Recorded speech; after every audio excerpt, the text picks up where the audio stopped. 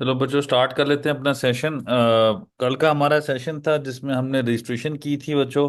और before starting बच्चों, आप सबसे मैं बताता जाऊं, प्लीज़ विद ड्यू रिस्पेक्ट बच्चों, आप लोगों ने माइक्स को ऑफ रखना है, वीडियोस को ऑफ रखना है। जिसने क्वेश्चन करना हो प्लीज़ क्वेश्चन करें, ज़्यादा कोशिश करें कि क्वेश्चन एंड में किए जाए। और कोशिश ये करिएगा। और मैं प्रॉपर टाइम दूंगा, लेकिन अगर कोई इमीडिएट क्वेश्चन ऐसा है कि जो आप समझते हैं कि बाद में भूल जाएगा, तो प्लीज़ आप कर लीजिएगा। और जितने भी बच्चे स्टूडेंट्स हैं सारे एक दूसरे के सवालात की इज्जत किया करें। मुझे सेशन लंबा करने में मसला नहीं है। सेशन लंबा हो जाएगा तो मैं बैठा रहूंगा, बच्चों बेफिक्र रहिएगा, आप सबके सवाल जवाब दे के इंशाल्लाह उठूंगा। तो घबराइएगा नहीं इस बात पे। तो स्टार्ट करते हैं बच्चों। हमने लास्ट टाइम जो कल की क्लास थी, इंशाल्लाह पहली क्लास थी हमारी ओरिएंटेशन के बाद। तो उस क्लास के अंदर हमने आयरस को हमने समझा, आयरस में क्या क्या चीज़ें होती हैं, मल्टीपल चीज़ें होती हैं, थोड़ा बहुत मैंने आपको बताया था। कंपनीज का एवेन्यू भी दिखाया था आप लोगों को, इंडिविजुअल्स का भी एवेन्यू दिखाया था। कंपनीज के एवेन्यू पे मैंने अपने अपनी जो रिकॉर्डिंग है वो ऑफ कर दी थी, उसके बगैर आई होप आपको जो लिंक मिला होगा वो सब आपने देख लिया होगा। अगर किसी ने नहीं देखा हुआ तो एक गूगल ड्राइव पे मेरा लिंक पड़ा था, वो मैंने शेयर कर दिया था ग्रुप में, लेकिन किसी किसी की शिकायत आई कि वो लिंक नहीं चल रहा, तो वो मैं इंशाल्लाह आज यूट्यूब पे अपलोड कर दूंगा ताकि आप सब देख सको। अपार्ट फ्रॉम इट बच्चों, जो सिंपल सी बात है, कुछ चीज़ें हैं जो आप सब ने समझनी है इस आयरस के ऊपर। 75% ऑफ FBR का इनकम टैक्स और सेल्स टैक्स, 75% ऑफ FBR का इनकम टैक्स सेल्स टैक्स इसी पोर्टल पे होना है, इसी जगह पर होना है, ये याद रखिएगा। तो आयरस की अहमियत क्या है आप लोगों को समझनी चाहिए। ऑल दो ये आयरस जो है ये स्टार्ट अभी खत्म नहीं होगा। ये इंशाल्लाह जिस तरह क्लास आगे मूव ऑन करती जाएगी ये आगे बढ़ता जाएगा, हम साथ साथ इस आयरस में मल्टीपल चीजें करेंगे। तो काफी कुछ यहीं पे जो भी चीज है यहीं पे हम प्रैक्टिकल करके देखेंगे कैसे करना है। तो उसी को फिर हम लेके आगे चलेंगे, लेकिन अभी कुछ बेसिक चीजें हैं जो आप लोगों को समझाने की जरूरत है। जैसे कि कल हमने बात की थी कि अगर किसी बंदे ने ईमेल आईडी डाली है, किसी बच्चे ने मोबाइल नंबर डाला हुआ है, किसी ने एड्रेस डाला हुआ है, वो चेंज करना है, बाकी मैंने सोल प्रोप्राइटर, तो वो सब चीजें अभी मैं डिस्कस करने लगा हूँ बच्चों। यहाँ पे मैंने अपना लॉगिन कर लिया है। आई होप सो आप सबको मेरी स्क्रीन नजर आ रही होगी। और जो बच्चों माइक्स को म्यूट कर लो बच्चों, फॉर एवर ग्रीन हो जाए करीम साहब। तो थोड़ा सा माइक्स को ऑफ कर लें, तो सो दैट कि थोड़ा सा साउंड ना आए। तो थोड़ा सा ये, अगर किसी का कोई क्वेश्चन करना चाहता है तो प्लीज कर लें, कोई मसला नहीं मुझे। लेकिन अदर देन दिस आप माइक्स को ऑफ कर लें। खैर, अब यहाँ पे बच्चों देखो, यहाँ पे मल्टीपल टैब्स आ रही हैं। यहाँ रजिस्ट्रेशन की टैब है, मैं मेरे माउस को फॉलो करिएगा। डोनेशंस की टैब है, डिक्लेरेशन सॉरी, ऐसा डिक्लेरेशन आ गया, रेक्टिफिकेशन, मल्टीपल टैब्स यहाँ पर आप सबके सामने नजर आ रही हैं। तो आज अभी मैं चाह रहा हूँ रजिस्ट्रेशन की टैब में। रजिस्ट्रेशन की टैब में फॉर्म सबसे पहले आ रहा है। इस फॉर्म के अंदर ये बच्चों अगर देखो तो यहाँ पर सबसे पहले पहले आ रहा है 181 form of registration filed for modification of income tax.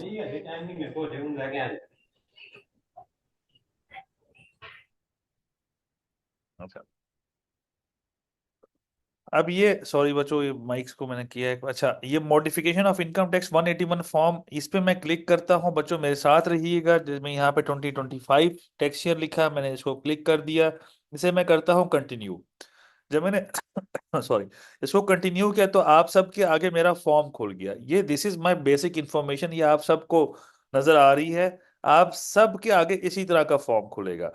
अब यहाँ पर आ रहा है दो दो कलर कोडिंग आ रही है। यहाँ पर एक थोड़ा सा लाइट ब्लू आ रहा है, ये जो लाइट ब्लू आ रहे हैं, और यहाँ पर कुछ वाइट कलर में आ रहा है। तो याद रखो, जो ये लाइट ब्लू में आ रहा है ना, ये जितनी भी इंफॉर्मेशन आ रही है, ये पाकिस्तानी लिखा हुआ है, शरियार खान लिखा हुआ है, पाकिस्तानी मेल लिखा हुआ है, मेरा एड्रेस लिखा हुआ है, ये मेरे बर्थ डेट लिखी हुई है, वगैरह वगैरह वगैरह, ये चीजें लिखी हुई हैं। तो जितनी भी चीजें आ रही हैं, ये जितनी भी चीजें आ रही हैं, अब ये चीजें मैं बताता जाऊं बच्चों, ये चीजें चेंज नहीं हो सकती, मैं खुद से इनको चेंज नहीं कर सकता। मेरे नाम में गलती है, मैं चेंज नहीं कर सकता। लेकिन कुछ चीजें जो मैं चेंज कर सकता हूं, जैसे कि मोबाइल नंबर।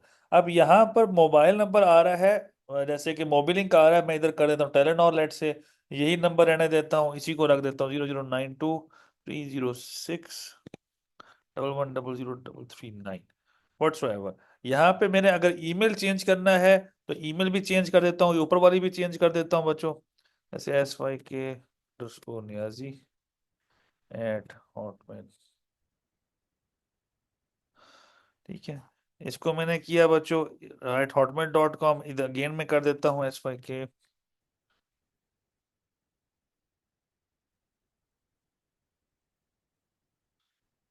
लेट्स से इसको मैं कर देता हूँ मोबाइल।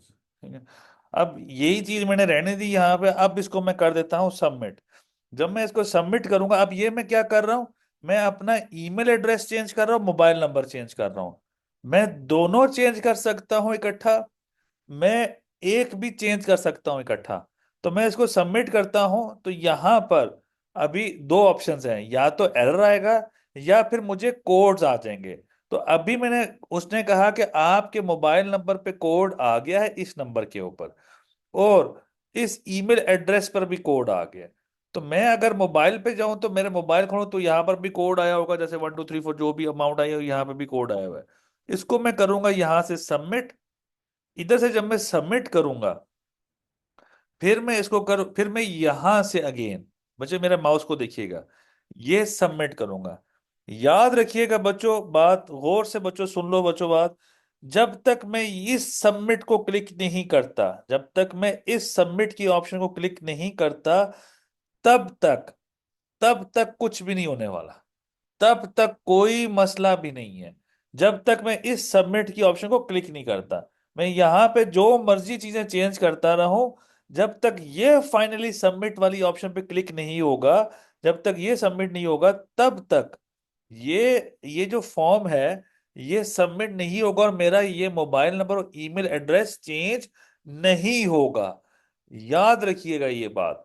तो मुझे यहाँ पे सबमिट करूंगा तो मेरा मोबाइल नंबर और ईमेल एड्रेस चेंज हो जाएगा।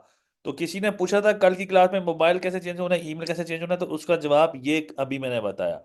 अब आगे चलते हैं, और क्या क्या चीजें हम चेंज कर सकते हैं। मैं एड्रेस चेंज कर सकता हूं यहाँ पर, मैं यहाँ पर बच्चों मेरा एड्रेस जो आ रहा था वही आ रहा है यहाँ पर, जो मैंने कल फॉर्म 181 का फॉर्म रजिस्ट्रेशन के वक्त फॉर्म जो मैंने सबमिट किया था या तैयार किया था आप सबके सामने, उसी की बारे बात हो रही है।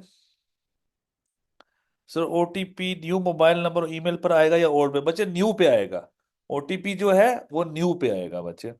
अच्छा, और अच्छा आगे चलते हैं।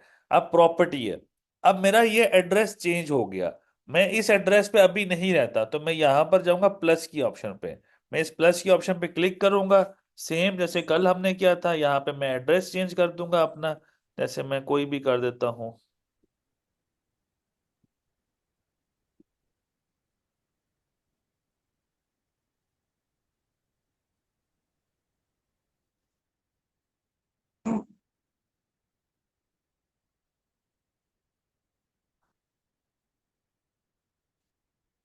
अब मैंने वैसे कोई एड्रेस डाला, मुझे नहीं पता कौन सा एड्रेस है, वैसे मैंने रैंडम एंट्रीज कर दी, इसको मैंने कर दिया ओके।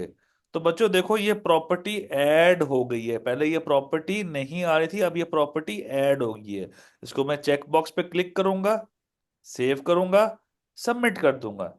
जैसे मैंने सबमिट किया, मेरा ये फॉर्म सबमिट हुआ, मेरा एनटीएन में मॉडिफिकेशन आई, अगर मैंने ईमेल एड्रेस चेंज किया है वो भी मॉडिफाई हो जाएगा, मोबाइल नंबर भी मॉडिफाई हो जाएगा, मेरा एड्रेस भी अपडेट हो जाएगा FBR की प्रोफाइल में। एक चीज कल शायद क्वेश्चन था कि क्या इस एड्रेस को चेंज करने से ऑफिस भी चेंज या मेरा टैक्स ऑफिस चेंज होता है? तो इसका जवाब है नहीं, ये करने से मेरा टैक्स ऑफिस सेम का सेम ही रहता है। और वो जो चेंज करना है, उसके लिए अब मैं आपको थोड़ा सा बता देता हूं उसके लिए, कि अगर मैं एड्रेस चेंज करता हूं, गौर से सुनिएगा बच्चों मेरी बात, बहुत अहम बात है, बहुत गौर से सुनिएगा।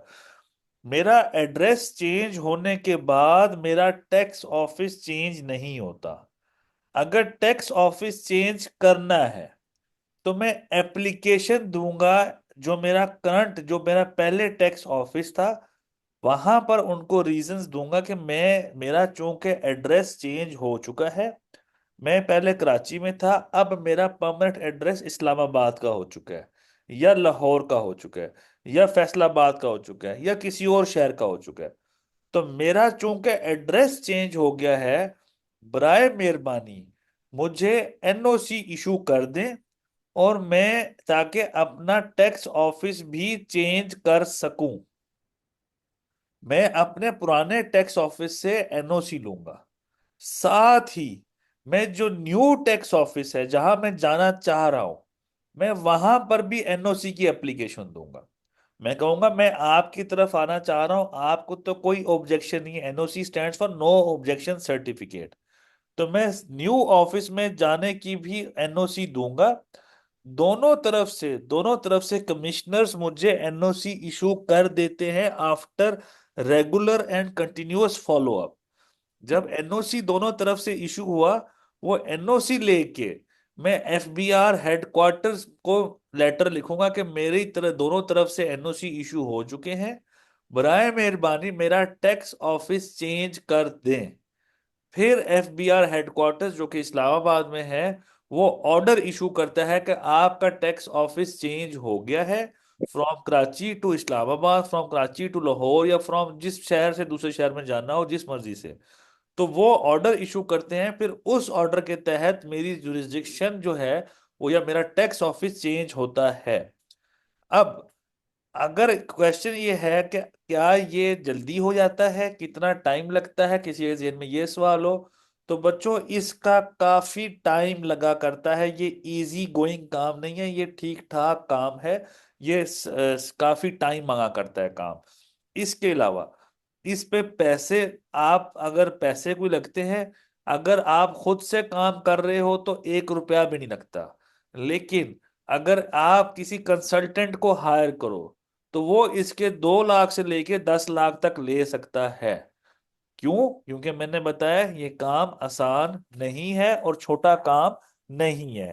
तो ये चीज आपने जहन में रखनी है बिफोर थिंकिंग ऑफ दिस। खैर आगे बढ़ते हैं। ये तो मैंने जस्ट सिंपल सा बताया कि आपका ऑफिस, अभी तो मैंने सिर्फ एड्रेस चेंज किया।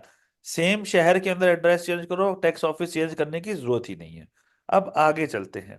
यहाँ पर एक दो चीजें मैं छोड़ रहा हूँ, बिजनेस लिंक अटैचमेंट छोड़ रहा हूँ। यहाँ जा रहा हूँ डायरेक्ट तीसरी एक टैब के ऊपर जो कि बैंक अकाउंट है। बैंक अकाउंट यहाँ पर जो है इसके ऊपर जाऊंगा। बैंक अकाउंट यहाँ पर अपना बैंक अकाउंट ऐड करूंगा। जैसे लेट से मैं कोई भी, सॉरी, यहाँ पे मैं अकाउंट ऐड करता हूँ। कैसे ऐड करना होता है वो मैं आपको दिखा रहा हूँ। जैसे कि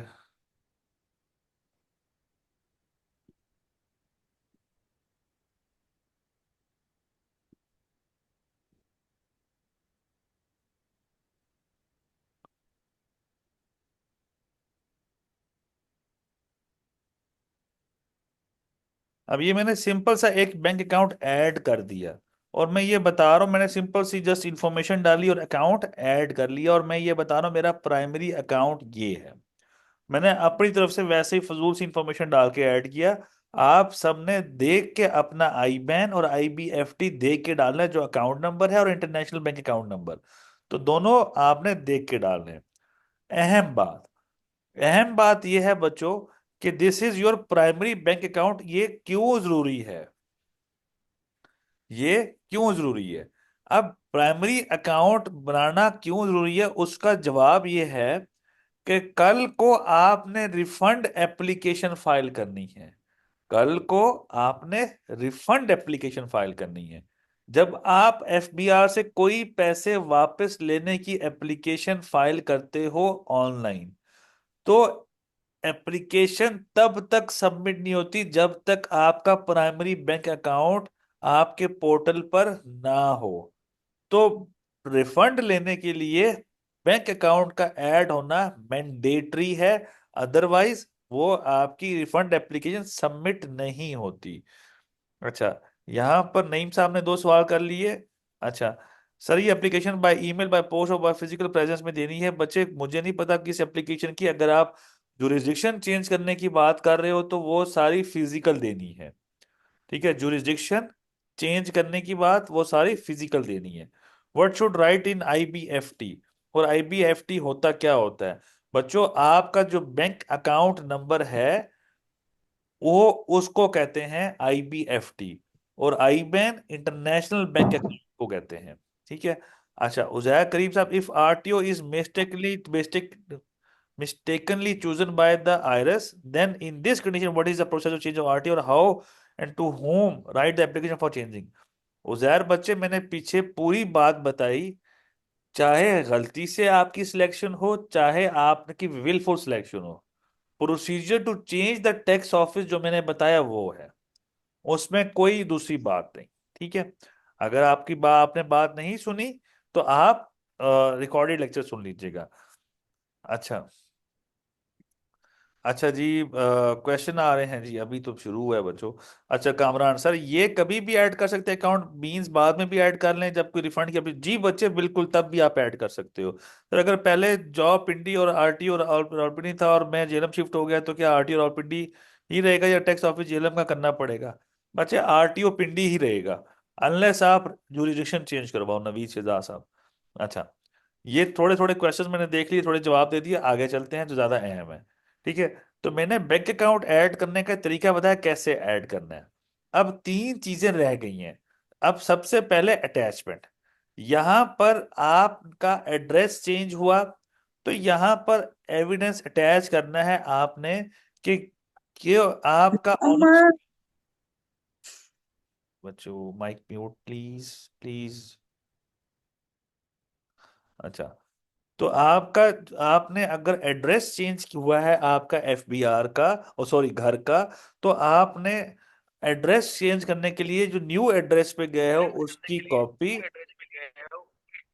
बच्चे, दो दो जगहों से ना चलाओ, मेरी आवाज मुझे वापस आ रही है, और माइक्स को म्यूट करो यार। ठीक है, तो प्लीज यार, एक मिनट।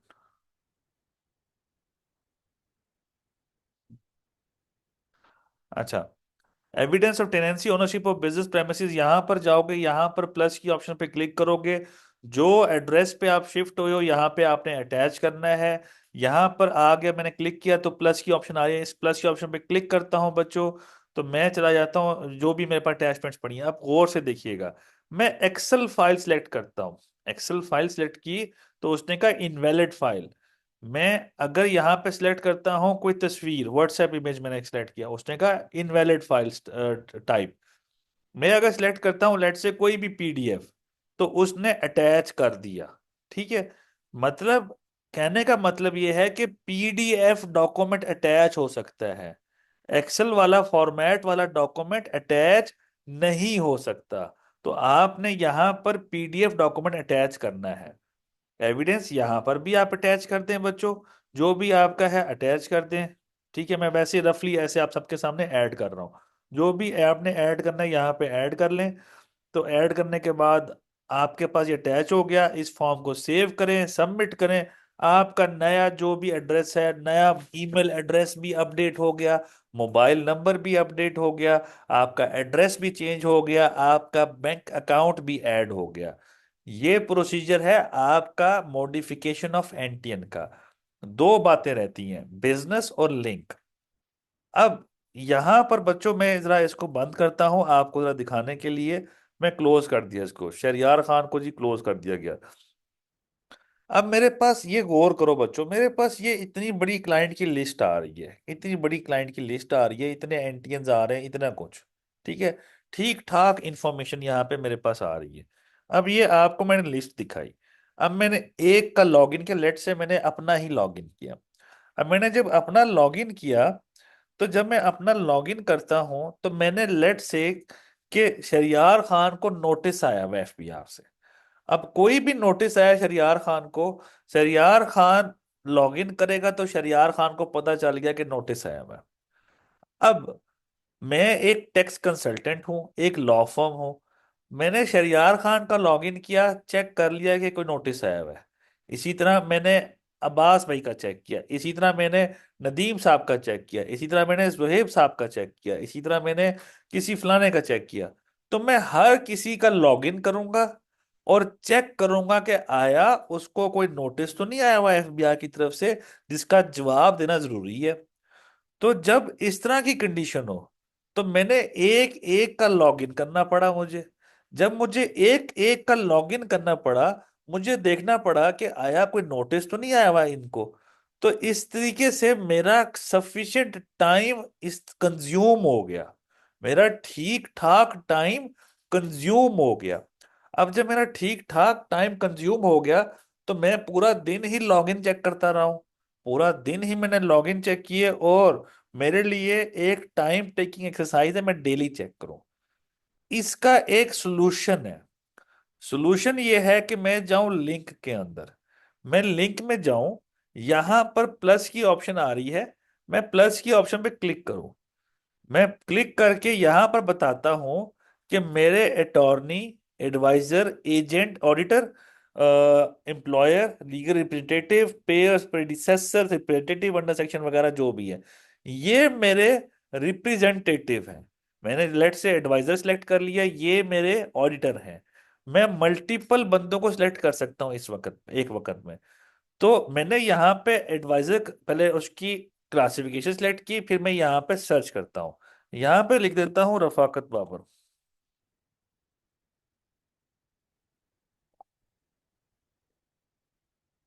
ठीक है, अब सर्च करता हूँ, नहीं आ रहा।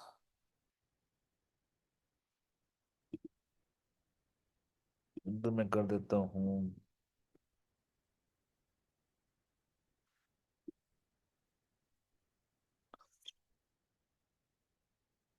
अब यहाँ पे एक मल्टीपल फर्म्स आ गई, मल्टीपल बंदों के नाम आ गए। तो मैं इसको सिलेक्ट कर लेता हूँ। अब मैंने सिलेक्ट किया और इसको डेट बता देता हूँ, 1 अक्टूबर, 1 तारीख की। मैंने किया किया और इसको मैं कर देता हूँ ओके।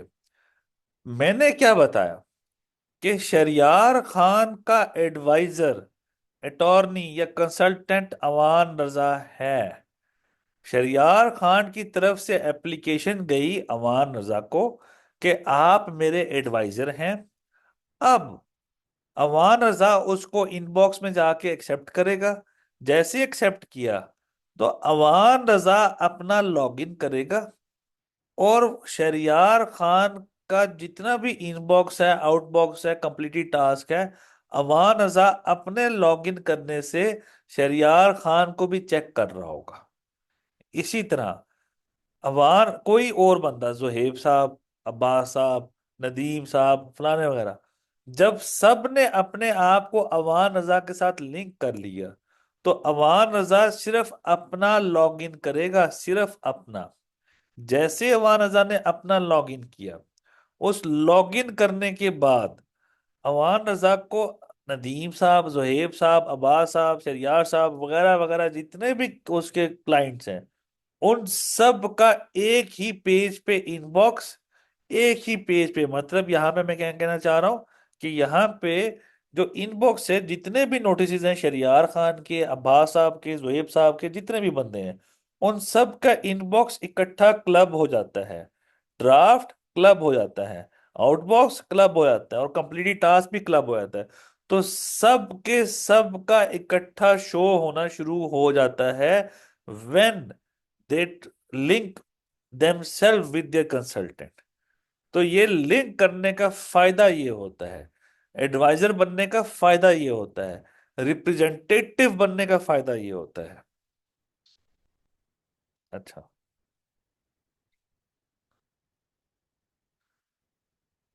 अच्छा बच्चे, screen is not showing. Ashar बच्चे, आशर बेग बच्चे, आप मेरी स्क्रीन पे क्लिक करो। आई होप आपको नजर आ जाएगा। अगर फिर भी नजर नहीं आ रहा, तो एक दफा आशर बेग साहब आप जरा लॉग आउट करें, आप जरा मीटिंग लीव करें और फिर ज्वाइन करें। आई होप आपको नजर आना शुरू हो जाएगा। But sir, registration for attorney और लीगल कंसल्टेंट इज रिक्वायर्ड। बच्चे, वो लीगल कंसल्टेंट जो इनकी वो होंगे तो फिर ही आएंगे ना यहाँ पर, अदरवाइज तो शो ही नहीं होंगे ना। तो अप्रूवल चाहिए होती है बच्चे, नईम साहब। सॉरी। अच्छा बच्चों, आगे चलते हैं।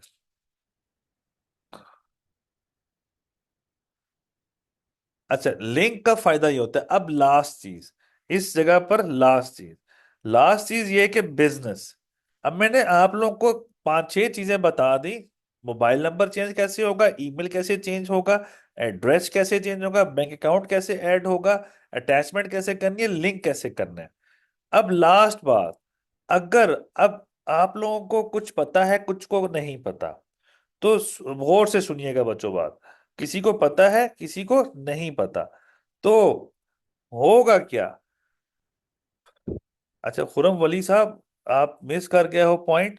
खुरम वली साहब, अपॉइंटिंग या शोइंग योर अटॉर्नी से ये होगा कि अवान रजा के एक पेज के ऊपर सारे लॉगिन नजर आने शुरू हो, या सारे सबका नोटिसेस, सब क्लाइंट्स के नोटिसेस, सब क्लाइंट्स के ड्राफ्ट, सब क्लाइंट्स के आउटबॉक्स एक ही जगह पे नजर आएंगे। बार बार लॉगिन करने की जरूरत नहीं है क्लाइंट्स को। आपने अपना लॉगिन किया, आपके अपने लॉगिन पे आपके सारे क्लाइंट्स के नोटिसेस नजर आने शुरू हो जाएंगे। सारे क्लाइंट्स के ऑर्डर्स, कंप्लीटेड टास्क, आउटबॉक्स इकट्ठा नजर आना शुरू होंगे। ये फायदा होता है, लॉगिन करना नहीं होता। बच्चे मेरे पास अभी एग्जांपल नहीं है नईम साहब, ठीक है, मैं इंशाल्लाह लॉगिन दूसरा दिखा दूंगा आपको। ठीक है। अच्छा, बिजनेस के ऊपर चलते हैं। लास्ट ये इस मॉडिफिकेशन में लास्ट क्या हम मॉडिफाई कर सकते हैं? अच्छा, मॉडिफाई क्या कर सकते हैं बच्चों, गौर से सुनिएगा। हमने कंपनी बनाते हैं, अब कंपनी बनाने का रजिस्ट्रार प्राइवेट लिमिटेड हो, पब्लिक लिमिटेड हो, पब्लिक लिस्टेड हो, या पब्लिक अनलिस्टेड हो, उसका रजिस्ट्रार है securities and exchange commission of Pakistan, SECP। अच्छा, इसी तरह मैं फर्म रजिस्ट्रेशन करता हूं, फर्म रजिस्ट्रेशन का रजिस्ट्रार है रजिस्ट्रार ऑफ फर्म्स। अगर मैं कोई सोसाइटी रजिस्टर करता हूँ, ट्रस्ट रजिस्टर करता हूँ, तो उसका registrar of joint stock of companies है। इसी तरह मैं कोई स्कूल खोलता हूँ, तो उसका रजिस्ट्रार हायर एजुकेशन कमीशन है, उसके एजुकेशन का।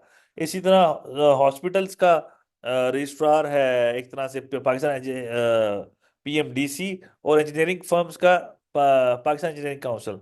मल्टीपल तरह की इदारों की रजिस्ट्रेशन के इख्तियारात मल्टीपल तरह के इदारों को दिए गए हैं। मल्टीपल इदारों की रजिस्ट्रेशन के इख्तियारात मल्टीपल गवर्नमेंट के इदारों को दिए गए हैं। इसी तरह अगर आप इंडिविजुअली बिजनेस करना चाहते हो, इसी तरह आप इंडिविजुअली अगर बिजनेस करना चाहते हो, तो जब आप बिजनेस करना चाहते हो बच्चों गौर करिएगा, जैसे आपने बिजनेस करने की कोशिश की, तो आपके पास मल्टीपल फॉर्मेट्स हैं, कंपनी बना लें, पार्टनरशिप बना लें, आप सोसाइटी बना लें, वगैरह वगैरह। लेकिन अगर आप इंडिविजुअली बिजनेस करना चाहते हैं, तो उसको लॉ की लैंग्वेज में कहा जाता है सोल प्रोप्राइटर, या फिर इंडिविजुअल बिजनेसमैन। उसकी रजिस्ट्रेशन का इख्तियार FBR के पास है। तो FBR में आपने अपने बिजनेस को रजिस्टर कैसे करना है उसके ऊपर बात करने लगा हूं। मैं बिजनेस टैब पे गया बच्चों, यहां पर प्लस की ऑप्शन पे क्लिक करूंगा, यहां पर नाम लिख दूंगा कोई भी, ABC जो भी है, ABC&Co, जो भी बनाना चाहता हूं। मैंने यहां पर इसको मैंने बिजनेस का नाम लिखा। इधर मैं करता हूं एक्विजिशन डेट के बिजनेस किस डेट को मैंने एक्वायर किया। फिर आगे आ रहा कैपेसिटी, मैं इस बिजनेस का ओनर हूं। तो मैंने ये तीन इंफॉर्मेशन डाली। अब यहां पर नीचे आ रहा है प्लस की ऑप्शन, मैं इस ऐड एक्टिविटी की, अब मैं इसको जरा क्रॉस करता हूं। जरा बिजनेस टैब में देखो बच्चों, यहाँ पे आ रहा no record found, no record found, कहीं पे कुछ भी नहीं आ रहा। तो मैं इधर प्लस की ऑप्शन में अगेन करता हूँ, ABC&Co लिख देता हूँ दोबारा से।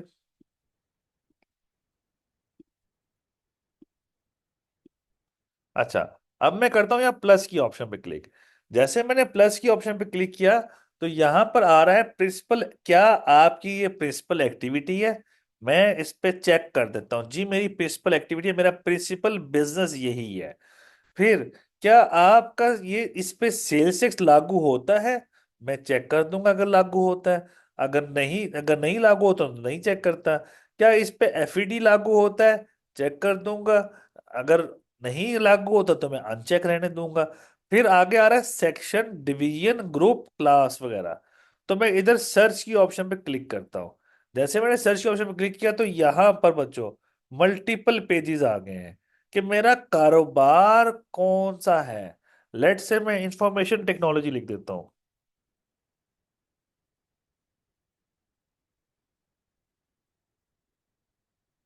लेट से मैंने इंफॉर्मेशन टेक्नोलॉजी लिख दिया, तो मेरे पास ये पेज, ये जगह खुल गई, एक फील्ड आ गई, मैं इसको सिलेक्ट कर लेता हूँ।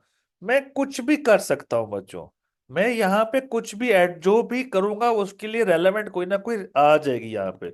मैं यहाँ पे रिटेलर लिख देता हूँ, रिटेल लिख देता हूँ, सर्च करता हूँ, तो यहाँ पर मल्टीपल पेजेस खुल गए।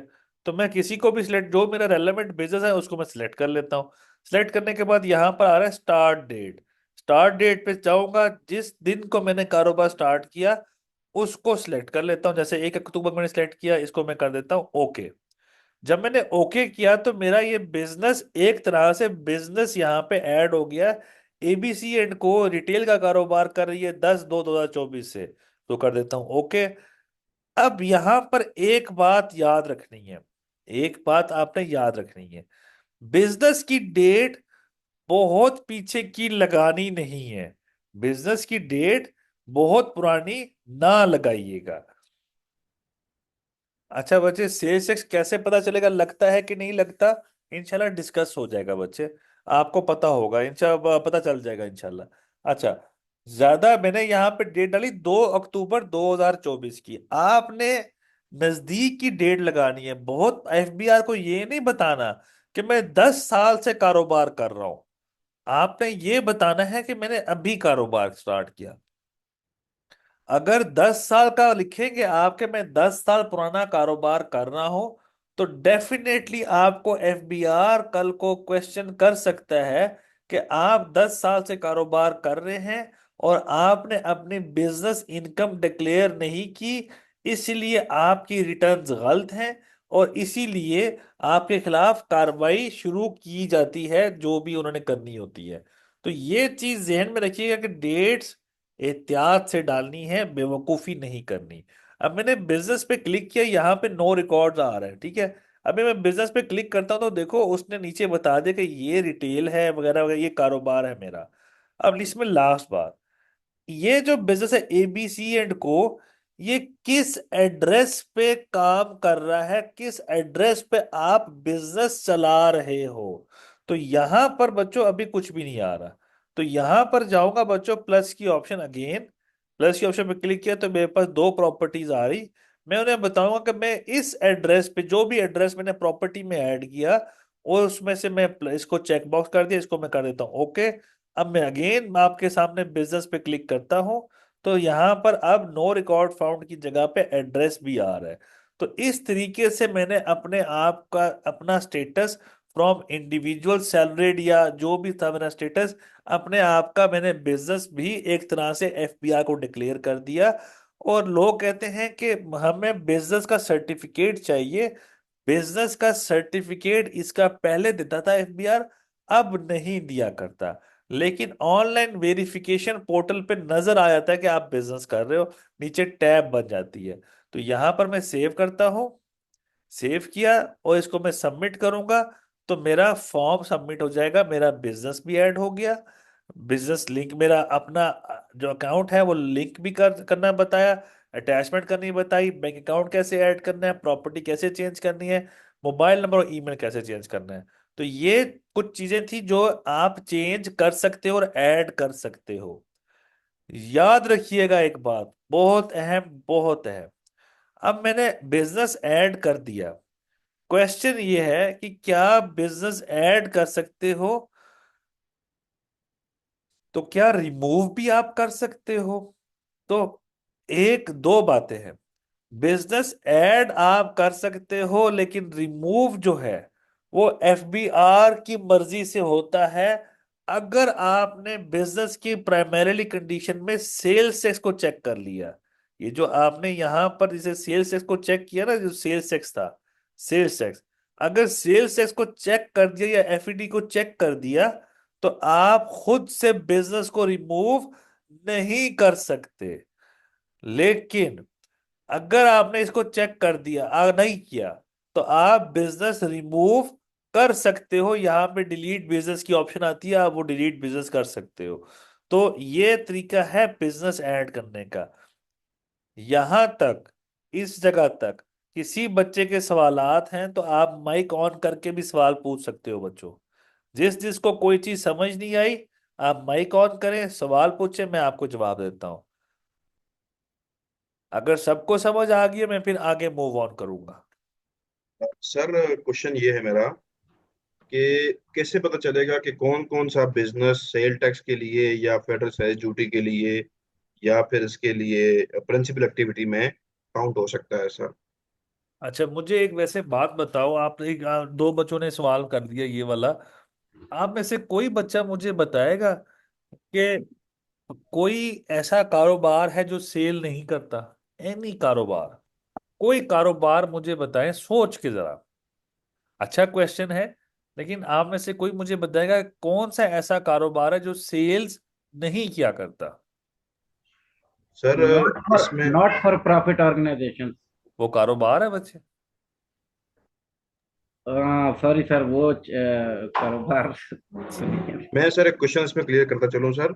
हाँ, कुछ चीजें ऐसी होती हैं सर जो सर्विसेज देती हैं या फैब्रिकेशंस के नाम पर इस तरह की चीजें करती हैं कि वो सेल्स नहीं करती, लेकिन उनके ऊपर जिस तरह फैब्रिकेशन में मुझे एक जगह याद है, फैब्रिकेशन के ऊपर हमने एक टैक्स भरा था सिंध में, सिंध सर्विस टैक्स, इस तरह का टैक्स भरा था फैब्रिकेशन के नाम पर।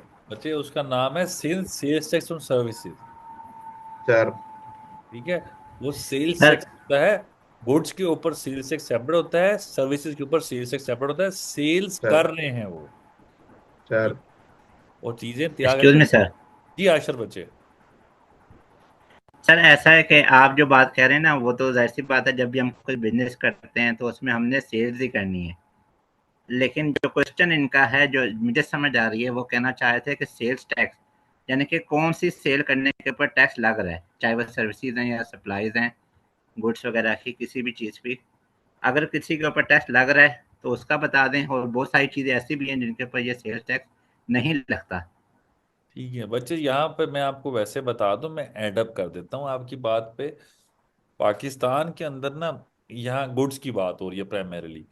गुड्स, जी कोई जी भी सर। चीज बेचते हो ना, कोई भी चीज, उस पे सेल्स टैक्स लगा करता है। ठीक है, अनलेस वो एग्जम्प्ट हो, एग्जम्प्ट फ्रॉम सेल्स टैक्स हो। ठीक है। अब चूंकि मैं, अब वो थोड़ा हाई टेक्निकल पॉइंट है। अब जब तक एक, अब आपका सवाल आएगा, सर कौन कौन से गुड्स एग्जम्प्ट हैं जिसका हम कारोबार कर सकते हैं? अगला क्वेश्चन ये है। तो फिर इसका जवाब ये है कि जब बच्चों सेल्स टैक्स का टॉपिक आएगा तब समझा दूंगा।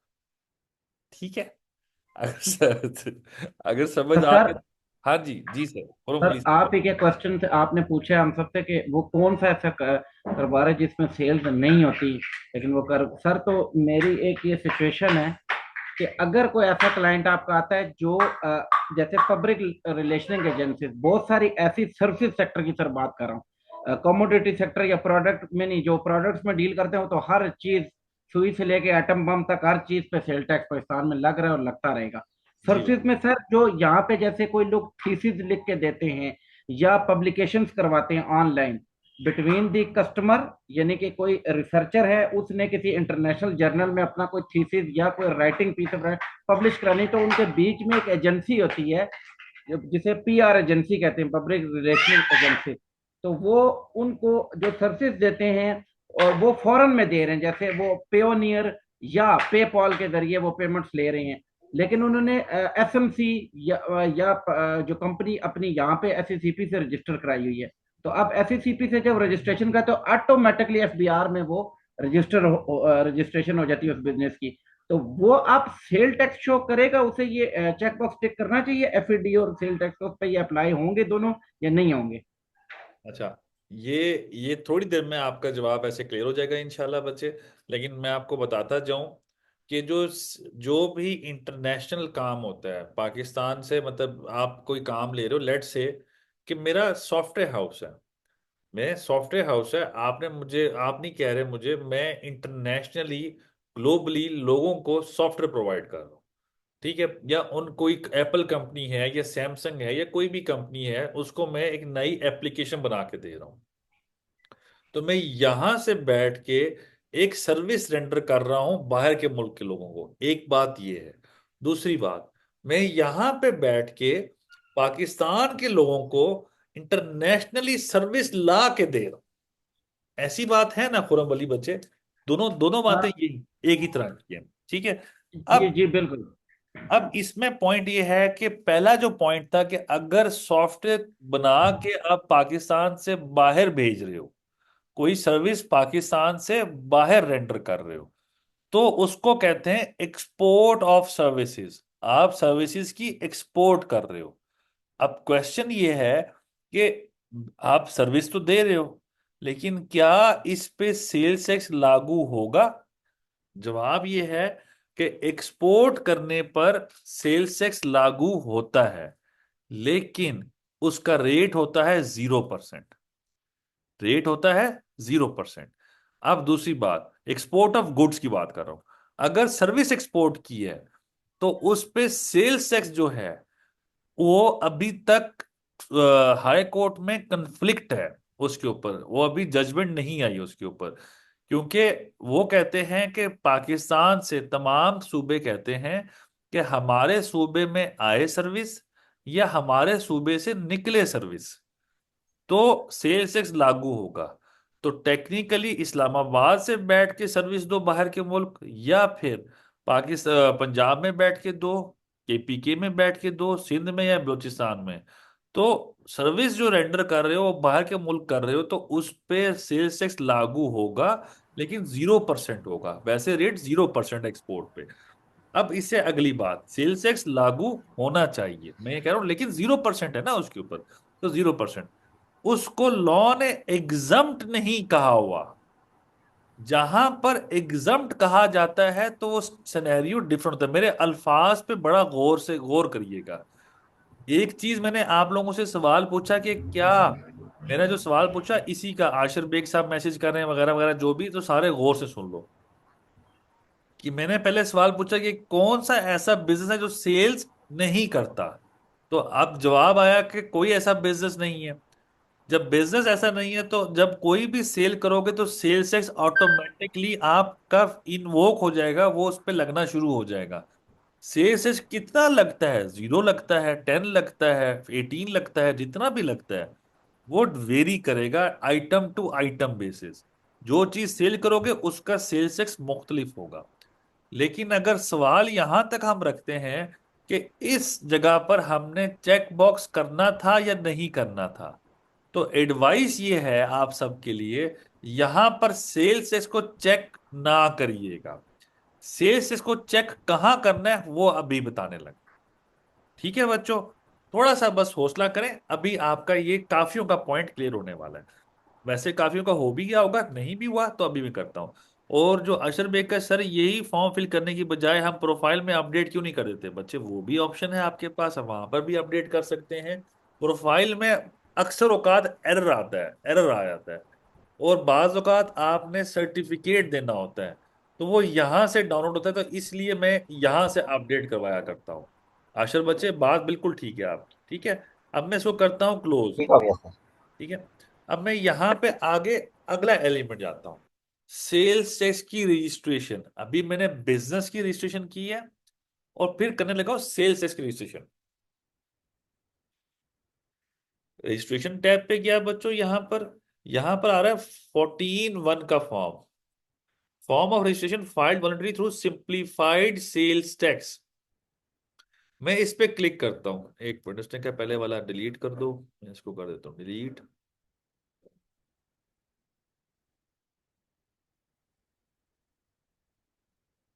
अब मैंने सेल्स टैक्स का फॉर्म खोला, इसमें सबसे पहले उसने कहा कि बैलेंस शीट प्रोवाइड कर दें। लेट से कि यहाँ पे याद रखो बच्चों, एक कुछ चीजें मेरी याद रखो, ये मैं लेट से यहाँ पे लिखता हूँ लाख, या जितना भी लिखा, 1 लाख रुपए लिखा। तो टोटल एसेट्स, ये अब मैं सेल्स टैक्स की रजिस्ट्रेशन आप सबके सामने करने लगा हूँ। गौर से बच्चों, ये टॉपिक आना ही आना था, इनकम टैक्स के बाद सेल्स टैक्स का टॉपिक आना ही आना था। हम आयरस को देख रहे हैं तो जरा आप लोगों की तवज्जो जरूरी है यहाँ पे। ये टोटल एसेट्स मैंने लिखे यहाँ पर 1 लाख। यहां पर आ रहा है टोटल इक्विटी एंड लाइबिलिटीज, यहां पर भी मैं लिख देता हूं 1 लाख। याद रखिएगा एक बात, टोटल इक्विटी, टोटल इक्विटी किसका मजमुआ है? Capital plus long term borrowings plus creditors payables plus other liabilities. इन चार चीजों को प्लस करो तो वो इक्वल होना चाहिए टोटल इक्विटी एंड लाइबिलिटीज के। इसी तरह टोटल एसेट्स किसका मजमुआ है? Fix asset, inventory, bank balance, other assets. इन सब का मजमुआ है टोटल एसेट्स। तो इधर भी अमाउंट लिख दूं 10, 20, 20 हजार, 25, 25 हजार, चार जगहों पे लिख दूं, या एक ही जगह पे लाख लिख लूं, फर्क कोई भी नहीं है। लेकिन total equity and liabilities must and always have to be equal to total assets. ये याद रखिएगा, total equity and liabilities must and always have been equal to total assets, otherwise आपका ये फॉर्म रिजेक्ट हो जाएगा। अब चलते हैं थोड़ा सा आगे। अब यहां पर अगली जो टैब आ रही है बच्चों, काफी टैब्स तो सिमिलर है, काफी टैब्स सिमिलर है। यहां पर आ रहा है इंफॉर्मेशन। यहां पर इंफॉर्मेशन पे क्या आप मैन्युफैक्चरर हैं या नॉन मैन्युफैक्चरर हैं? मैन्युफैक्चरर आपकी फैक्ट्री है, नॉन मैन्युफैक्चरर या तो आप सर्विस प्रोवाइडर हैं या डिस्ट्रीब्यूटर हैं, रिटेलर हैं, होलसेलर हैं, तो वो नॉन मैन्युफैक्चरर की कैटेगरी में चले जाएंगे। अब जो भी ऑप्शन हो चेक बॉक्स कर दें उसको। फिर आगे आ रहा है बैंक अकाउंट कैसे ऐड करना है, मैंने पहले डिस्कस कर चुका हूं। बिजनेस और बिजनेस वगैरह और ये सारा कुछ, अब ये बिजनेस यहाँ पे कैसे ऐड करना है, याद रखिएगा जैसे बिजनेस हमने वहां पर ऐड किया सेम यहाँ पर बिजनेस ऐड करना है। ठीक है बच्चों, अब मैं बिजनेस यहाँ पे आप सबके सामने जो भी ऐड कर रहा हूँ बच्चों। अब अगेन यहाँ पे है principal activity sales tax FED. ठीक है, तो आपने यहां पर आके जब आप सेल्स टैक्स का फॉर्म कर रहे हैं तो सेल्स टैक्स के ऊपर चेक बॉक्स जरूर करना है, सेल्स टैक्स के ऊपर चेक बॉक्स जरूर करना है। जिस बिजनेस वाले ने सेल्स टैक्स कर, जिस बिजनेस पे सेल्स टैक्स लगता है वो इसको चेक बॉक्स जरूर करेगा, अदरवाइज फॉर्म रिजेक्ट हो जाएगा। सेल्स टैक्स की रजिस्ट्रेशन की बात कर रहे हैं। ठीक है, तो या एफईडी लगता है कि नहीं लगता, लॉ में लिखा हुआ है, वो हम पढ़ेंगे इंशाल्लाह। फिर आगे आप जो इस तरह का कारोबार कर रहे हो वगैरह, मैंने ऐसे कोई सिलेक्ट कर लिया, मैंने लेट से कि इसका सिलेक्ट कर लिया, स्टार्ट डेट बता दी कि इस डेट से मैंने कारोबार स्टार्ट किया, इसको ओके कर दिया। इसको मैं, ठीक है, ये मैंने बिजनेस ऐड कर दिया। इसके बाद मैं बताता हूँ कि किस बिजनेस में मैं, किस जगह पे मैं बिजनेस कर रहा हूँ। इसको मैं कर देता हूँ ओके। तो टेक्निकली मेरा बिजनेस यहाँ पर ऐड अप हो चुका है। अब अहम बात क्या है, इस बिजनेस पे सेल्स टैक्स मैंने ये बताया कि ऐड होगा लगेगा, तो मैंने ये देखो यहाँ पे बड़ा लाइट सा नजर आ रहा है, टिक हुआ हुआ, चेक बॉक्स पे टिक हुआ हुआ। तो ये अगर मैं वहां पर नहीं करता तो मुझे यहां पर करना मैंडेटरी है, अदरवाइज फॉर्म बाद में रिजेक्ट कर दिया जाएगा। सेल्स टैक्स क्वेश्चन अब आपका अब अगेन आता है कि सर मुझे कैसे पता चलेगा कि सेल्स टैक्स लगता है कि नहीं लगता, तो उसके लिए मैं कहूंगा सेल्स टैक्स का टॉपिक आने दो। फिर अगेन आपका सवाल इसी तरह का आता था, मैं कहूंगा बच्चे पाकिस्तान में सेल्स टैक्स हर प्रोडक्ट पे, हर आइटम पे सेल्स टैक्स लगा करता है, अगर वो एग्जम्प्ट भी है। अब एक क्वेश्चन है, एक सवाल है आप लोगों से, आप लोगों की सैलरी इनकम है, आप लोगों में से जिस जिस को जवाब पता है वो जरूर जवाब दे। अब एक क्वेश्चन है कि आप लोगों को एक पता है कि मेरी, अगर अज्यूम करते हैं तनख्वाह 6 लाख रुपए से सालाना कम है, अगर मेरी तनख्वाह 6 लाख से कम है तो क्या उस पे टैक्स लगता है कि नहीं लगता? आप में से किसी को पता है इस बात का बच्चों? बड़ा बेसिक सवाल है। जी सर, 6 लाख से नहीं कम लगता टैक्स सर। नहीं है सर। 6 लाख से मेरी तनख्वाह इसमें कम कम है तो एक टैक्स ऑप्शन और भी है सर नहीं इसमें ना, लगता सर। कि जी। कुछ अलाउंसेस हो गए सर वो एग्जेम्प्टेड हैं, जिस तरह स्ट्रक्चर्स के लिए टैक्स एग्जम्पशंस हैं। स्ट्रक्चर के 75% एग्जम्पशंस हैं उन पे, अगर उनकी सैलरी 8 से 10 के दरमियान पड़ 8-10 लाख की पड़ रही है, टैक्स सर्टिफिकेट के ऊपर उनको एग्जम्पशन मिल जाती है, तो बेशक वो 8 लाख तक जा रहे हैं उनको टैक्स एग्जम्प्ट है सर। अच्छा, अच्छा, अगर नॉर्मल एक इंडिविजुअल की बात करते हैं, सैलरीड इंडिविजुअल की, अगर उसकी 6 लाख से कम तनख्वाह है, क्या टैक्स लागू होगा? 0% सर। नहीं होगा। अच्छा, अब इस एलिमेंट को ये, अब इस एलिमेंट को हम दो बातों में आगे डिवाइड करते हैं। अब उसके ऊपर टैक्स लागू नहीं हो रहा, अब क्या उसकी इनकम एग्जम्प्ट फ्रॉम टैक्स है या नहीं? क्वेश्चन अगला ये है, एग्जम्प्ट फ्रॉम टैक्स है या नहीं? तो नहीं सर, एग्जम्प्टेड नहीं एग्जाम्प्ट है सर। फ्रॉम। हाँ जी, एग्जम्प्टेड नहीं होगी सर। क्यों बच्चे, नहीं बच्चे, क्यों एग्जम्प्ट नहीं है? सर टैक्स जीरो होगा, एग्जम्प्ट नहीं है सर। बिल्कुल ठीक बात, बिल्कुल परफेक्ट बच्चे। सारे बच्चों गौर से सुन लो, 0% टैक्स लगता है, इसका मतलब ये है कि उसकी इनकम पे टैक्स का रेट 0% है, ना कि उसकी income is exempt from tax. ये अल्फाज का बड़ा ख्याल से चुनाव करना। सर, आवाज डिस्टॉर्ट हो रही है। सॉरी बच्चे, मैं दोबारा रिपीट कर देता हूँ। अच्छा, मैं सिंपल सा ये बात कर रहा हूं कि अगर 6 लाख से कम तनख्वाह है तो जो टैक्स का रेट है वो 0% है, जिसका मतलब ये है कि इनकम एग्जम्प्ट नहीं है फ्रॉम टैक्स, बल्कि इनकम पे टैक्स का रेट 0% है। तो उसको हम एग्जम्प्ट इनकम नहीं कह सकते, उसको हम एग्जम्प्ट इनकम नहीं कह सकते। तो ये बात आपने जहन में हर हालत में रखनी है। अच्छा, जिसने जीरो टैक्स कह दिया, यस नो बच्चे, आई थिंक नहीं लगता। कंवर बच्चे नो एग्जम्प्टेड, नो एग्जम्प्टेड है ये बच्चे सवाल। अच्छा, एक आशर बच्चे का है, सर ये फॉर्म फिल करने के लिए, अच्छा हम प्रोफाइल में क्यों नहीं ऐड कर देते, ये सवाल था, हो गया इसका जवाब। अच्छा, एग्जाम फ्रॉम टैक्स। तो बच्चों मैं सिंपल सा बता रहा हूँ कि एग्जाम फ्रॉम टैक्स होने के लिए अगर आपकी इनकम एग्जाम फ्रॉम टैक्स है तो फिर भी आप इनकम लिखा, सॉरी 0% टैक्स है, फिर भी आपको आप इनकम लिखा करते हो, आप वहां पर मेंशन किया करते हो कि आपकी तनख्वाह 6 लाख से कम है। तो अब इसको जरा सेल्स टैक्स के एंगल में देखते हैं। अगर आपकी सेल्स एग्जम्प्ट फ्रॉम टैक्स है, जिसका मतलब क्या है, उस पे टैक्स लागू नहीं होगा। अगर कोई आइटम, लेट से लैपटॉप, लेट से मोबाइल फोन, लेट से क्या कहते हैं सिगरेट, ठीक है, लेट से एसी, लेट से फर्नीचर, इस पे सेल्स टैक्स नहीं, सेल्स टैक्स एग्जम्प्ट है। ठीक है। व्हाट इज एग्जम्प्टेड अमाउंट बच्चे, कमर बच्चे, मैं अभी रिपीट कर देता हूँ बच्चे। अच्छा, अगर ये जितने भी आइटम्स मैं आपको बता रहा हूं, अगर ये एग्जम्प्ट फ्रॉम टैक्स है, अगर ये एग्जम्प्ट फ्रॉम टैक्स है, मतलब उस पे टैक्स लागू, एग्जम्प्ट का क्या मतलब है, उस पे टैक्स लागू नहीं होता। तो अगर ये सिनेरियो है तो उसका सिंपल सा जवाब है, उसका सिंपल सा जवाब है, और वो ये है कि बच्चों आप कैसे बताओगे कि मेरी सेल्स एग्जम्प्ट फ्रॉम टैक्स है, जिसका मतलब ये है कि आप सेल्स टैक्स में रजिस्ट्रेशन करोगे, फिर ही बताओगे कि ये जो मैंने सेल की है ये एग्जम्प्ट फ्रॉम टैक्स है। आपकी 6 लाख से कम तनख्वाह हो जिस पे टैक्स 0% भी है, फिर भी आप डिक्लेयर कर रहे हो।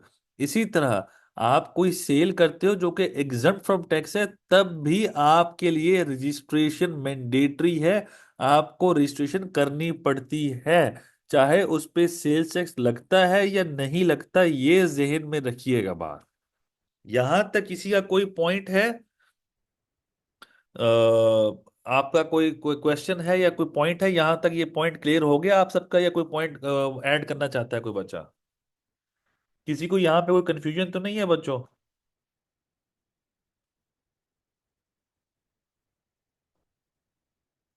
अच्छा, वो क्या क्या आशा बजे sir, just for fun, but I think कबाड़ी scrap dealer business is exempt from tax, am I right?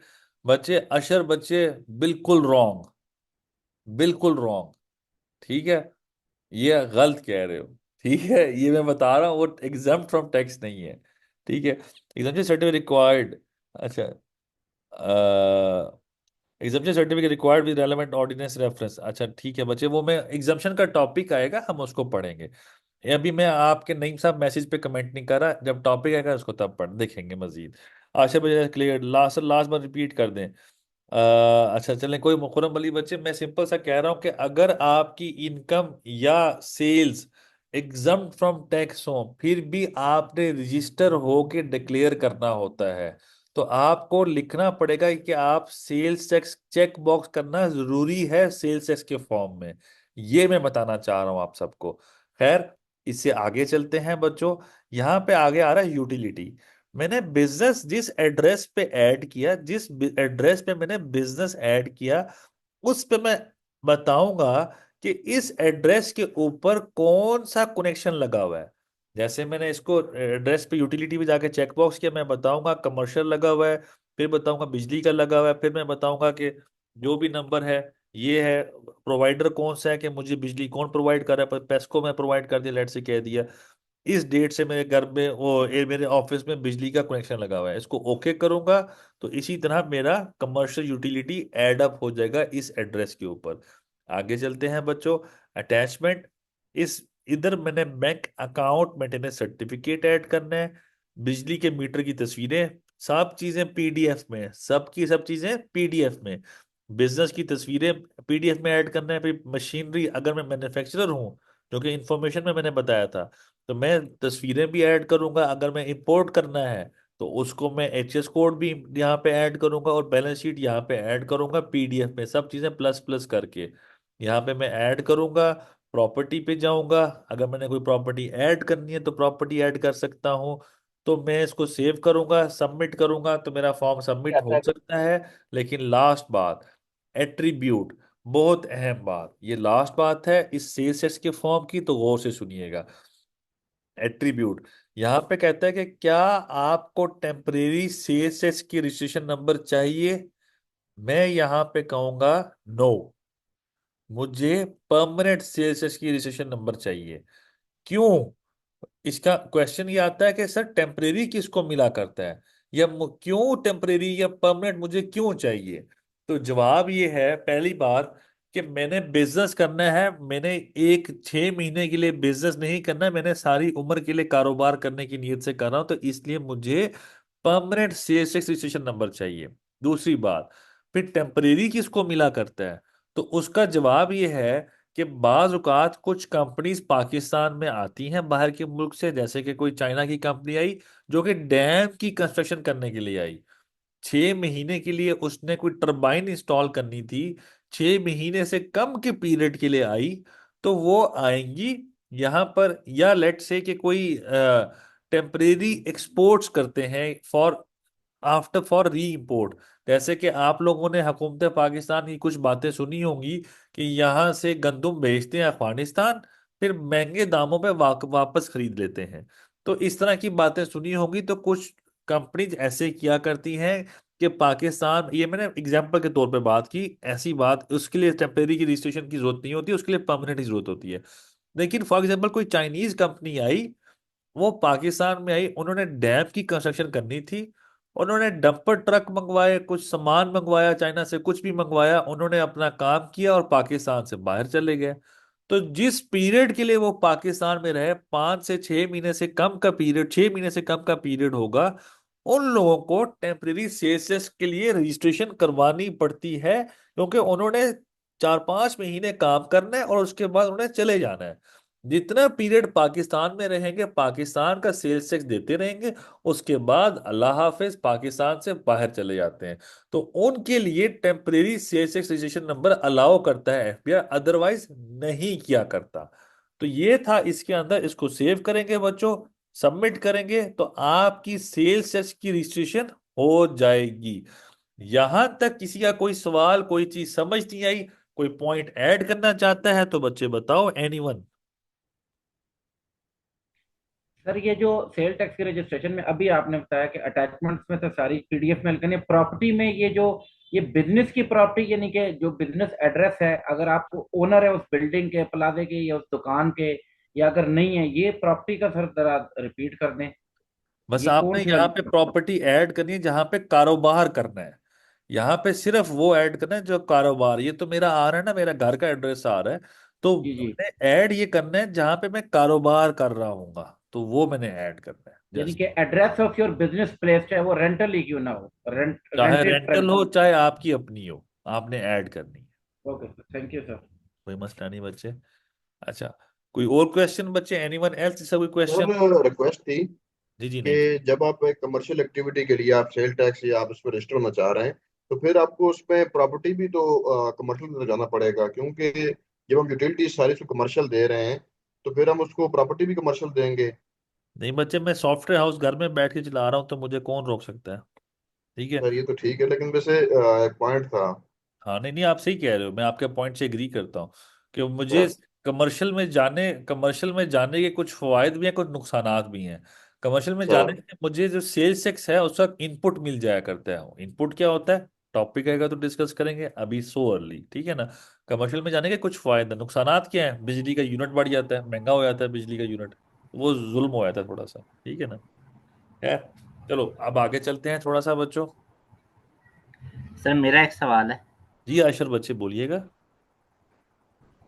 Sir अगर इसी टैक्स वाले काम को हम लेके चलते हैं, अपना हम बिजनेस बनाते हैं, तो इसमें हमारे ऊपर कोई सेल्स टैक्स तो नहीं अभी लगता?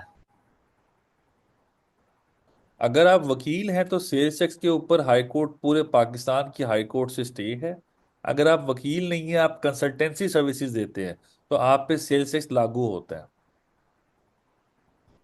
और वो सर अगर हम उसको शो करेंगे 6 लाख से कम ही रहा है हमारा बच्चे, पूरे साल में? सेल्स टैक्स आप 10 रुपए की भी चीज बेचोगे तो उस पर सेल्स टैक्स लगेगा। सर सेल टैक्स की ओके। परसेंटेज कितनी है सर, कितने परसेंट सेल टैक्स लागू हो रहा है सर? बच्चे सेल्स टैक्स का रेट डिफरेंट चीजों का डिफरेंट है, पहली बात। दूसरी बात है, मैक्सिमम सेल्स टैक्स का रेट है 18%, जो जनरल रेट है, दिस इज स्टैंडर्ड रेट 18%। और एक्स्ट्रा टैक्स भी लगा करता है, अगर आप अनरजिस्टर्ड हो तो एक्स्ट्रा टैक्स लग जाता है 4%। और किसी किसी केस में जो एक्स्ट्रा टैक्स है ये तकरीबन 7% तक है, ठीक है। तो वो आइटम बेस्ड है, अब मैं डायरेक्टली नहीं कह सकता कि क्या रेट है। आइटम बेस्ड है, इस आइटम का रेट मुख्तलिफ है, इस आइटम का रेट मुख्तलिफ है, तो रेट आइटम बेस्ड है, लेकिन स्टैंडर्ड रेट 18% है उसका। चलें बच्चों, थोड़ा सा आगे और चलते हैं सर अगर मैं बाद में ये एड्रेस चेंज करना चाहूँ, कौन सा भी मैंने एड्रेस? अपना बिजनेस का या अपना घर का एड्रेस लिखा है, ये कैसे चेंज होगा सर?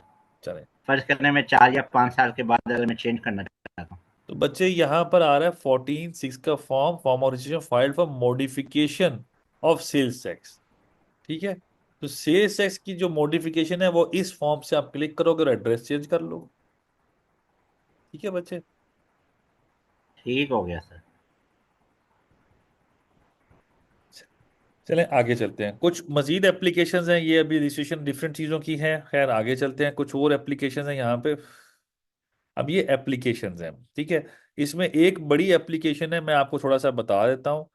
अब जैसे कि एक एप्लीकेशन है, application for approval as non for profit organisation, non profit organisation, ठीक है, एनपीओ। अगर आप एक आपका, मैं वैसे क्योंकि एक फन के तौर पे एक एप्लीकेशन को थोड़ा समझा देता हूँ। ये एप्लीकेशन है, आप इसको क्लिक करोगे, जैसे यहाँ पे 2024 लिखते हो, 2025 सॉरी, तो वो कहता है, मुझे कहता है कि आप, ये एरर दे रहा है मुझे। क्यों? क्योंकि मैं बिजनेस नहीं हूं। अगर मैं बिजनेस होता तो मुझे ये शो कर देता। अब इस पे मैं क्लिक करता तो इसको कंटिन्यू करता, तो अभी ये कहता है कि अच्छा 2025 कर तो रहा हूँ।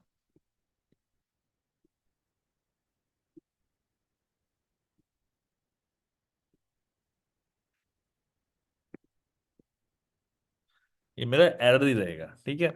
अब सुनिएगा गौर से, बात मैं कहना क्या चाह रहा हूँ, अगर मैं बिजनेस होता तो यहाँ पे ये खुल जाती। मैं समझाना ये चाह रहा हूँ कि आपके बहुत से दोस्त होंगे, आपके कुछ दोस्त होते हैं, ये एज ए, जिसे ना इसको फन के टॉपिक की तरह समझिएगा, समझ अच्छा तरीके से आएगा। आपके बहुत से दोस्त होंगे, काफी अच्छे अच्छे दोस्त होंगे, कुछ लाइक होंगे कुछ नालायक होंगे। जो आपके बहुत अच्छे दोस्त होंगे यूजली तौर पे वो नालायक ही होंगे, ठीक है। या आप खुद बहुत नालायक होंगे या आपका दोस्त कोई ना कोई नालायक होगा, ठीक है। मैं कह रहा हूँ मजाक के तौर पे टॉपिक लीजिएगा, आपको समझ आ जाएगा अच्छे तरीके से। तो अब आपके दोस्त है, वो कोई काम भी नहीं करता। अब जब कोई काम नहीं करता, तो अब उसने कमाना भी है, घर भी चलाना है, तो वो क्या करते हैं यूजली तौर पे। अब ये टॉपिक बड़ा सीरियस है, छोटा टॉपिक नहीं है, ठीक है, लेकिन समझ ऐसे नहीं आएगा। अब करता क्या है, वो कुछ दिन बाद आपके पास आएगा, अगर आपने टैक्स का काम सीख लिया तो आपके पास आएगा और कहेगा, सर मैं ना, क्या कहते हैं, मुझे समझ आ गया भाई कि क्या, मैं क्या समझ आ गया कि पैसे कमाने का तरीका क्या तरीका है जी। वो कहेगा, ये लोगों से पकड़ो डोनेशंस और गरीबों पे लगा दो। लोगों के पास इतना टाइम ही नहीं है कि वो डोनेशंस मतलब दें, वो लोग खुद जाके खर्च करें। तो तरीका ये है कि मैं लोगों से पकड़ूंगा पैसे और जगह जगह इन्वेस्ट करूंगा।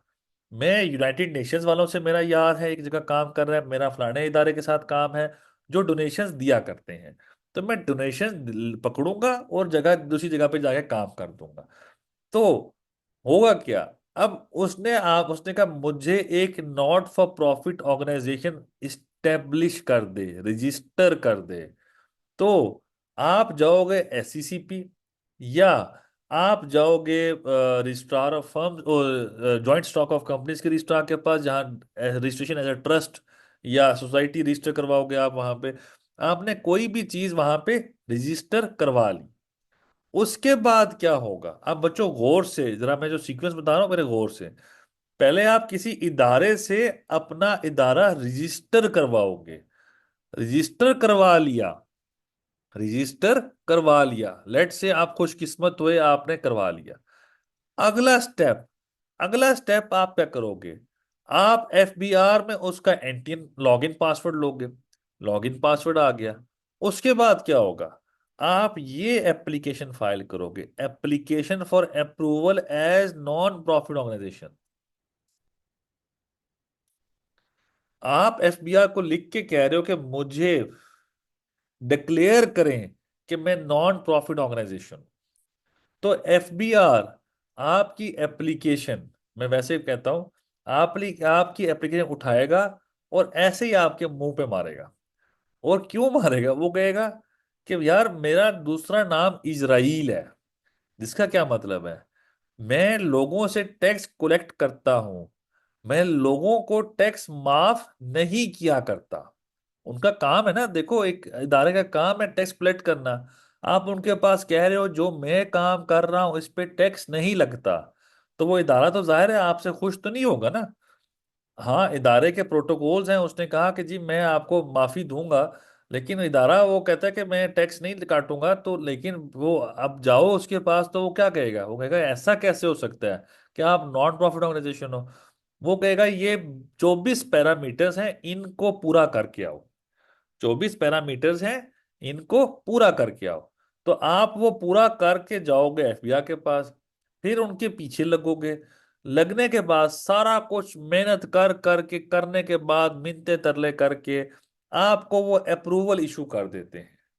जब अप्रूवल इशू होगी, आपके ख्याल से क्या उस जो एंटिटी है, जो आपके दोस्त की कंपनी है, वो जितनी डोनेशन लेगा क्या उस पर टैक्स नहीं लगेगा? तो जवाब है गलत, उस पे भी टैक्स लगेगा। फिर टैक्स कैसे नहीं लगेगा, इसका जवाब ये है कि जब आप not for profit organisation register हो जाते हो, अप्रूवल हो जाती है, उसके बाद आप एग्जम्पशन सर्टिफिकेट एफबीआर से लेते हो। ये 159 जो आ रही है एप्लीकेशंस, ठीक है। फिर जब एग्जाम्पशन एप्लीकेशन, तो फिर एफबीआर अगर ये एग्जाम्पशन एप्लीकेशन मान जाता है तो आप पे टैक्स नहीं कटेगा या नहीं लागू होगा, अदरवाइज टैक्स लगेगा। अब स्टोरी को जरा सीरियस एंगल से देखते हैं। Not for profit organisation register होगी किसी इदारे के साथ, इदारे के बाद आपके लॉगिन पासवर्ड जनरेट होगा एफबीआर में। उसके बाद आप अप्रूवल लोगे एफबीआर से नॉट फॉर प्रॉफिट ऑर्गेनाइजेशन बनाने की। वो अप्रूवल देगा एफबीआर, आपको मानेगा कि आप नॉट फॉर प्रॉफिट ऑर्गेनाइजेशन हो। जब मानेगा तो फिर एग्जाम्पशन के लिए अप्लाई करोगे। फिर जब एग्जाम्पशन एप्लीकेशन आएगी, तो वो आएगी 10 दिन के लिए, एग्जाम्पशन मिल गई, 20 दिन के लिए मिल गई। पॉसिबल है कि कोई बड़ा इदारा हो, आपको पता है कौन कौन से इदारों को मिल जाती है यूजली, तो फिर एग्जाम्पशन मिल सर जाएगी। एनजीओ, हाँ जी, एनजीओ बोले बच्चे, क्या कह रहे हो? एनजीओ एचसीसीपी में रजिस्टर हो जाएगी। बच्चे एनजीओ रजिस्टर नहीं होती, एनजीओ नहीं होती, एनपीओ होती है। एनजीओ नॉन गवर्नमेंटल ऑर्गेनाइजेशन होती है, ठीक है। वो बना करती है through the order of president. दूसरी बात, एनजीओ बना करती है, बाहर के मुल्क की कोई इदारा होता है, बाहर के मुल्क की कोई कंपनी, वो सॉरी गवर्नमेंट होती है, वो बनाती है। और वो कहती है अपना फॉरेन मिशन पे पाकिस्तान भेजा करती है। तो वो जो फॉरेन मिशन पे पाकिस्तान आया करते हैं, फिर पाकिस्तान उनको स्टेटस एनजीओ का दिया करता है। जब प्रेसिडेंट उसका ऑर्डर करता है तब जाके उसको अप्रूवल मिलती है एनजीओ की, अदरवाइज एनजीओ ऐसे नहीं बना करती। एनपीओ पाकिस्तान में बन सकती है पाकिस्तानी सर जी एनजीओ नहीं एनपीओ बना सकते। हाँ जी, एनपीओ वो सेक्शन 42 की कंपनी है। एग्जैक्टली बच्चे, सेक्शन 42 की कंपनी। ठीक है। कंटिन्यू तो करें सर। अच्छा, थैंक यू। अच्छा, तो फिर जब एग्जाम्पशन मिल जाएगी तो फिर आपकी इनकम एग्जम्प्ट होगी, अदरवाइज तब भी एग्जाम्पशन नहीं, जब तक एग्जाम्पशन नहीं, एप्लीकेशन नहीं मिलती, तब तक टैक्स कटता रहेगा। और हर साल आपको एग्जाम्पशन एप्लीकेशन हर 6 महीने बाद रिन्यू करानी पड़ेगी। और जो अप्रूवल है, ये वाली जो रजिस्ट्रेशन में अप्रूवल आ रही है 236 की अप्रूवल, ये अप्रूवल हर 3 साल बाद दोबारा करानी पड़ती है।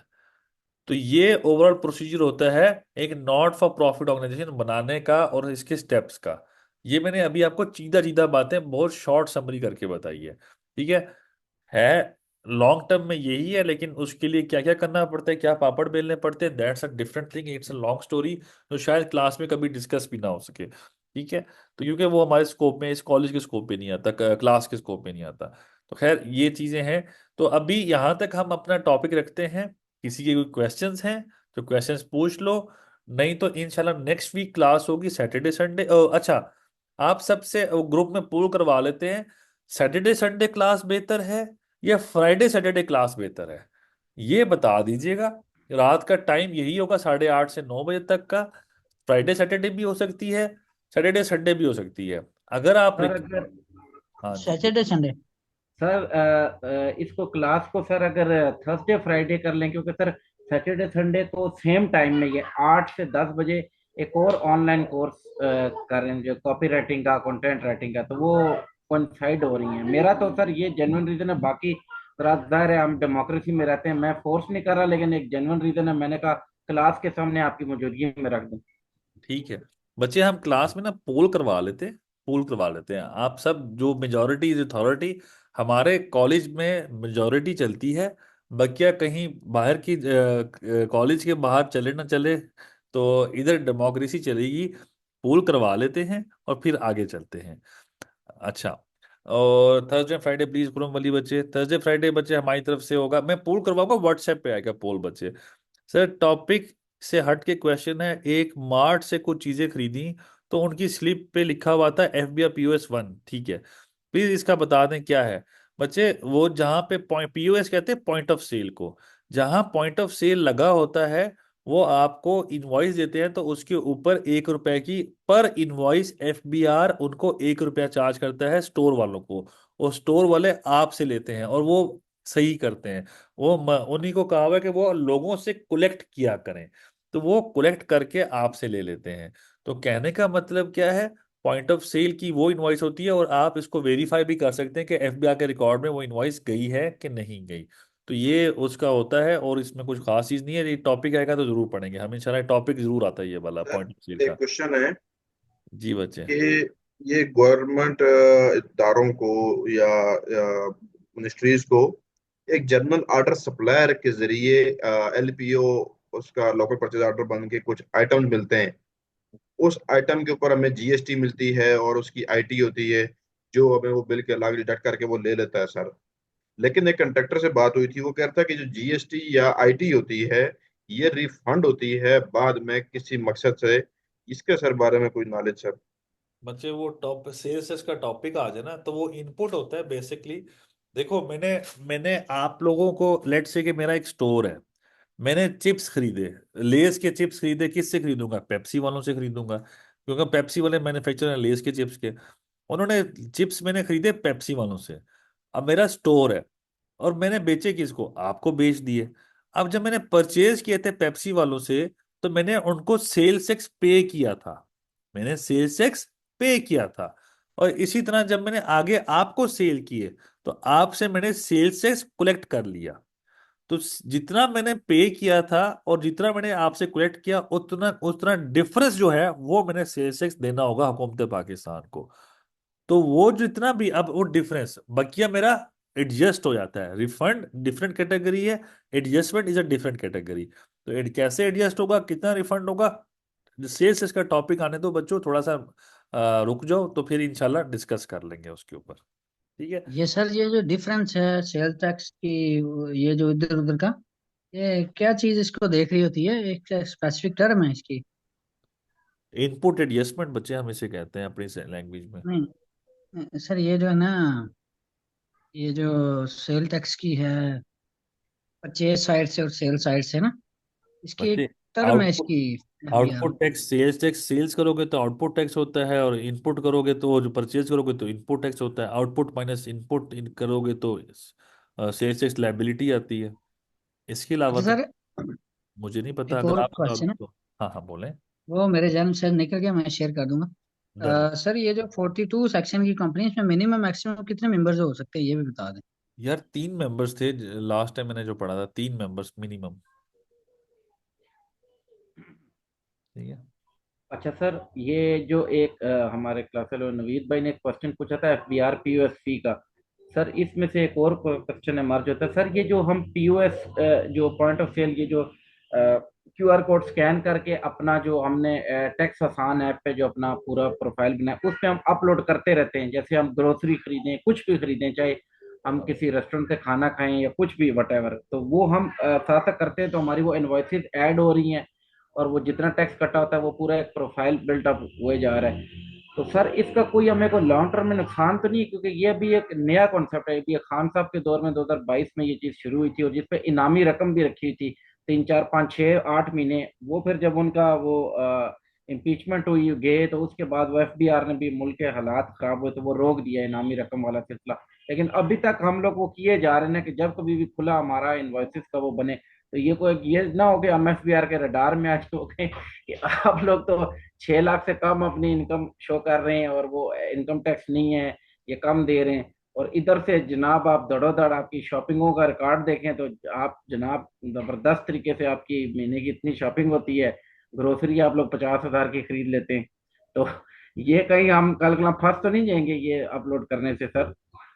अच्छा, इसका जवाब ये है कि उस जो ये आया था पॉइंट ऑफ सेल, और जो ये वाली जो चीज थी, इसका पर्पस ये था कि आप लोग हाईलाइट कर देते हो एक ग्रोसरी स्टोर को कि आपने इतनी की शॉपिंग की वहां से।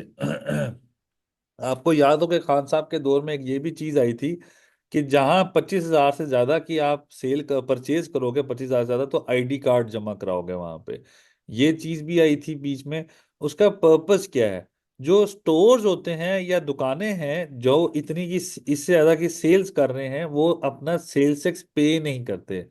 पर्पस ये था कि जो सेल्स टैक्स पे नहीं करते उनको पकड़ा जाए।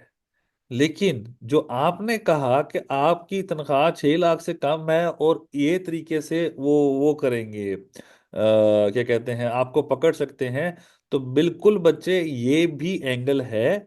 और आप बराए मेहरबानी इसको अपलोड करने से कोई फायदा होता है कि नहीं? कोई फायदा भी नहीं, नुकसान हो सकता है, फायदा टके का भी नहीं है इसमें। ठीक है, ये मैं बता दूं। और क्लास एंड बच्चे, जिसने क्लास लीव करनी है क्लास लीव कर जाए। और सेक्शन 42 बच्चे, नईम असलम साहब, सेक्शन 42 ऑफ कंपनीज एक्ट 2017, उसकी बात हो रही है। कंपनीज एक्ट 2017 की कंपनी बनती है जो कि नॉन फॉर प्रॉफिट ऑर्गेनाइजेशन बनाया करते हैं, उसकी बात हो रही थी। आई होप आप सबके क्वेश्चंस को मैंने एड्रेस कर दिया, जिसको समझ आ गई अच्छी बात है। दिल नहीं करता सर। किस चीज का दिल नहीं करता, जाने का या क्लास में आने का? ये मुझे नहीं पता बच्चे। ठीक है, तो जाने का कोई मसला नहीं बच्चे। थैंक यू बच्चे, ये अच्छा लगा आपका कमेंट। तो चलो बच्चों, मैं खुद ही एंड कर देता हूँ, ठीक है। और इंशाल्लाह, अच्छा बच्चों, एक बात जाने से पहले सारे बच्चों गौर से सुन लो। जाने से पहले एक बात, बड़ी अहम बात, माजरत के साथ इंतहाई अहम बात, गौर से सुन लो बच्चों। नेक्स्ट क्लास का लिंक न्यू ग्रुप में शेयर होगा। जिसने इनरोल करवा दिया अपने आप को यहाँ पे कॉलेज में, तो उसके साथ लिंक शेयर होगा। अगली क्लास हम सैलरी का टॉपिक पढ़ेंगे इंशाल्लाह। अगली क्लास जो है वो उन्हीं के साथ शेयर किया जाएगा लिंक, जो कि क्लास में जो हमारे कॉलेज में इनरोल होंगे। अदरवाइज फिर आप खफा ना होइएगा, नाराज ना होइएगा। कुछ कॉलेज के भी थोड़ा सा ख्याल करना होता है आपने, तो बराए मेहरबानी इस चीज़ का ख्याल रखिएगा। और नेक्स्ट क्लास में आप सबसे मुलाकात होती है। जो जो इनरोल होगा उससे तो जरूर होगी इंशाल्लाह। ठीक है बच्चों, थैंक यू वेरी मच बच्चों। इंशाल्लाह नेक्स्ट क्लास में मुलाकात होती है आप सबसे। मेरी मेरी मेरी आवाज़ उम्मीद है सब तक पहुंच गई होगी। ना पहुंची हो तो बस फिर क्या कहो। चलो बच्चों, अल्लाह हाफिज। जी खुरम वली बच्चे, रिकॉर्डिंग सेंड कर दूंगा, बेफिक्र रहें बच्चे, बेफिक्र रहें।